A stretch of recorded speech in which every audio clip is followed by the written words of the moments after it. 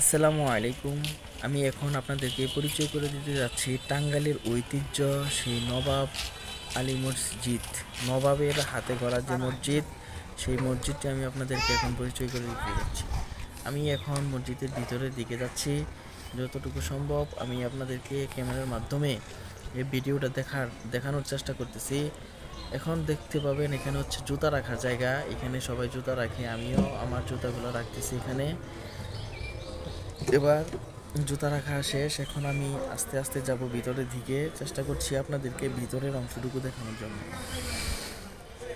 এই যে এগুলো দেখতেছেন ফ্লোর, এগুলো কিন্তু বিভিন্ন দেশ থেকে আনা পাথরের আর কি থেকে তৈরি করা। এগুলা মানে দেখার মতন একটা সৌন্দর্য, ঐতিহ্য এটি।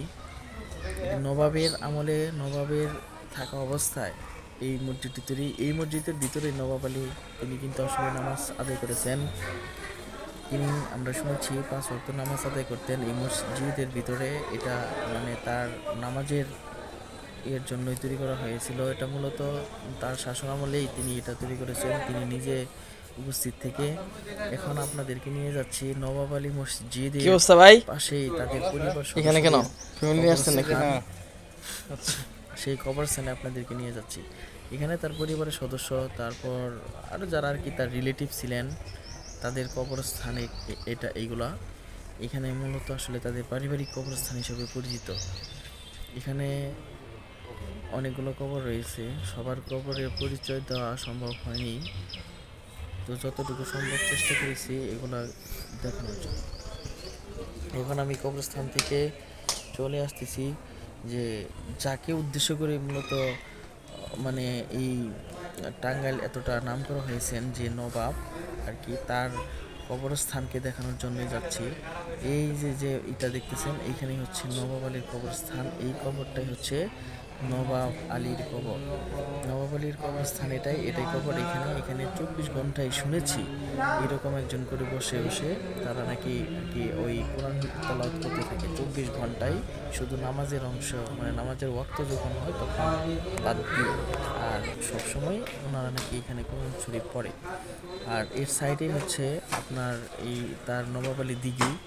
নবাবের যে দিঘিটা ছিল সেই দিঘি, এটা কিন্তু বিশাল বড়। এখানে বিভিন্ন প্রকারের মাছ চাষ করা হয়। এখানে আসলে মূলত সময় উজু করে।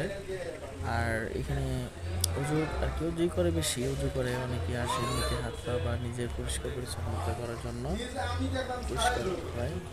এটা হচ্ছে আর কি ওই দিঘিতে নামার যে রাস্তা সেটা।